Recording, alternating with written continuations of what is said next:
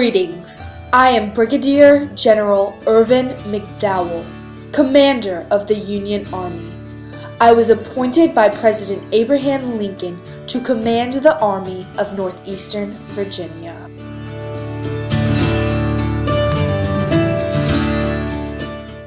Hello, I am General Pierre Gustave Toutant Beauregard, Commander of the Confederate Army, but I prefer to be called G.T. Beauregard.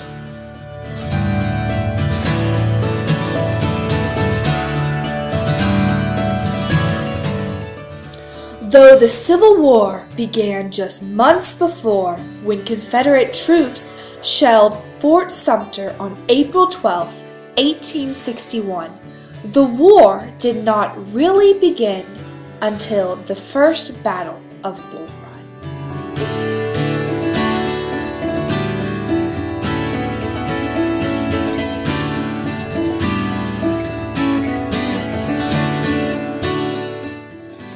I was involved with Rose O'Neal Greenhow, a member of the Southern Spy Network in D.C. Greenhow passed secret messages along to me containing critical information regarding military movements and plans of the Union General McDowell for what would be the First Battle of Bull Run, what I like to call the First Battle of Manassas. The Northern newspapers pressured President Lincoln to bring a quick end to the rebellion of the Southern states.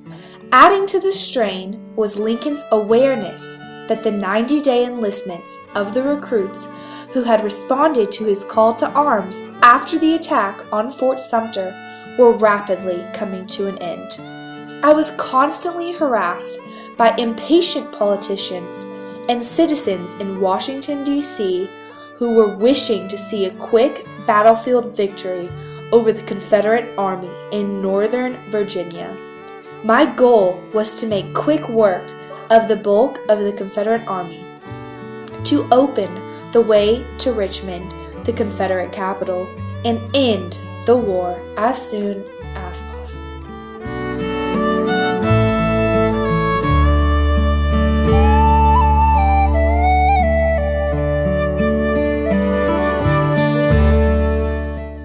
The Confederate Spy Network warned us of the Union intentions and allowed Southern reinforcements under Brigade General Joseph E. Johnston to be moved by railroad from the Shenandoah Valley to Manassas. This was the first time military troops were moved by railroad.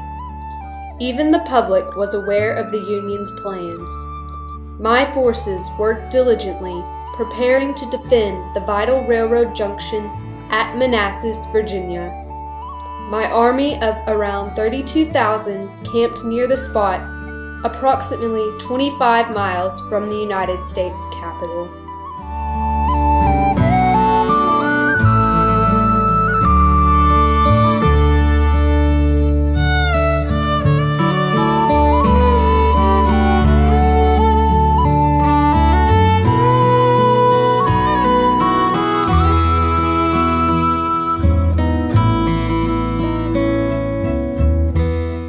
I departed from Washington with the largest field army yet gathered on the North American continent, about 35,000 men. Sadly, my troops were inadequately trained.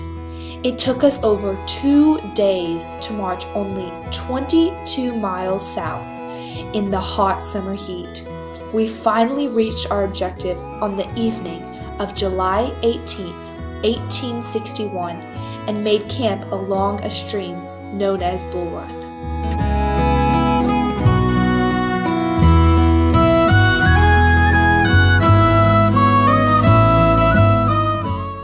On the day of the battle, carriages filled with spectators eager to see our defeat flocked from Washington to the battle site. General McDowell and I both planned to outflank each other's left, but both attempts ended in failure.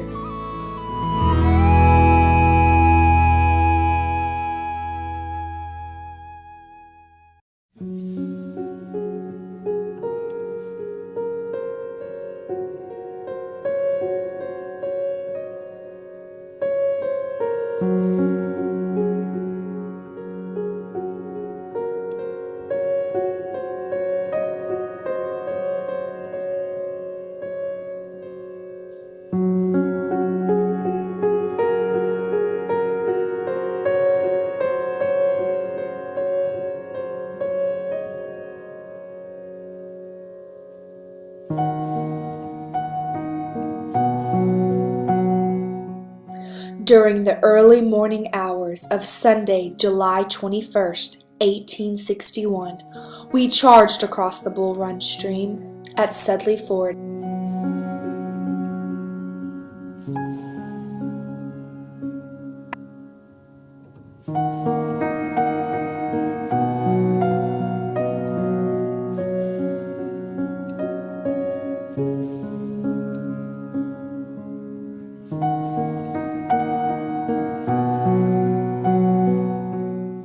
In front of the Confederate troops and push them into a defensive position.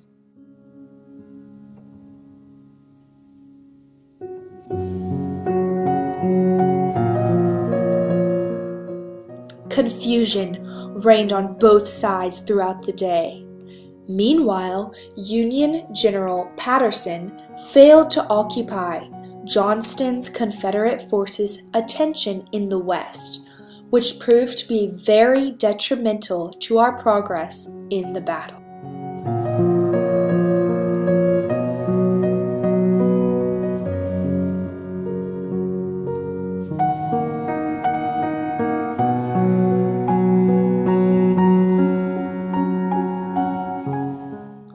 After the much-needed arrival of General Johnston with reinforcements, we charged forth in the late afternoon and began using our blood-curdling rebel yell.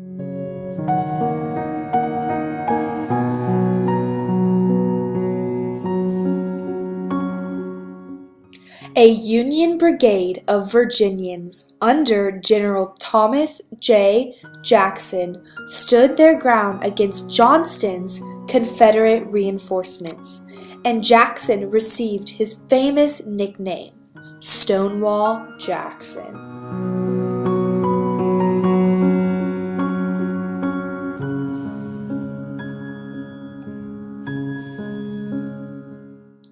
We launched a strong counterattack on the Union right flank.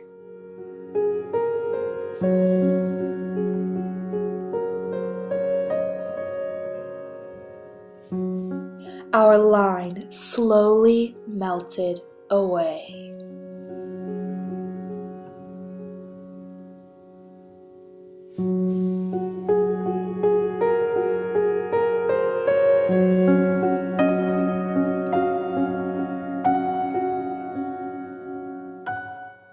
We forced the Northern troops to frantically retreat to Washington, D.C., which deteriorated into a rout, discarding much of their equipment along the way. We clearly defeated the Union troops under General McDowell, but we were too exhausted to continue pursuing the fleeting enemy and capitalizing on our triumph.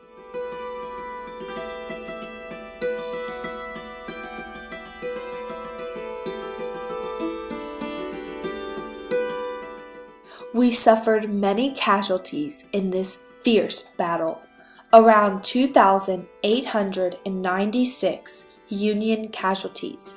Among that, 460 were killed, 1,124 wounded, and around 1,312 captured and or missing men.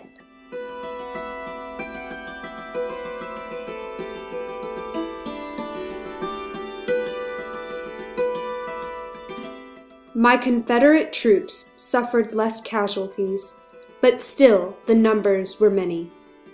Of the 1,982 Confederate casualties, 387 were killed, 1,582 were wounded, and 13 were missing.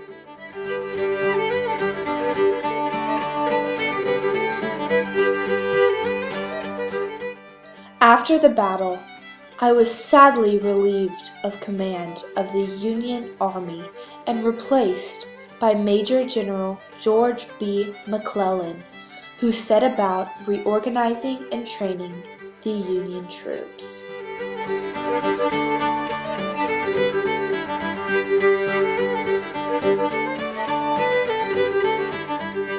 The First Battle of Manassas, located in Fairfax County and Prince William County, suffered an estimated total of 4,700 casualties and was the first major land battle of the Civil War.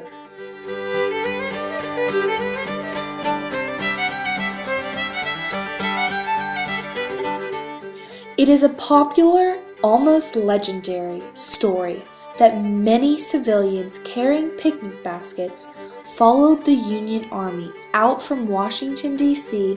in July 1861 to watch what everyone thought would be the climactic battle of a short rebellion. These ignorant citizens, the tale goes on, hindered the Union retreat, adding to the panic.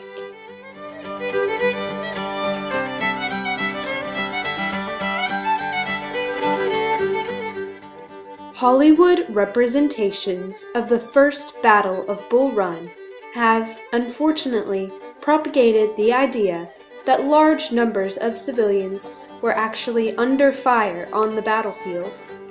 Indeed, there were a few, like Governor William Sprague of Rhode Island, who had 2 horses shot from under him on Matthews Hill.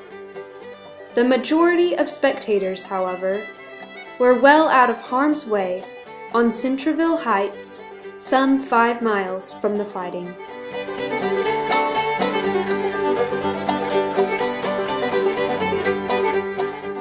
The First Battle of Bull Run proved to be a realization to both the Union and the Confederacy that the war was going to be much longer, bloodier, and more costly than we both had anticipated.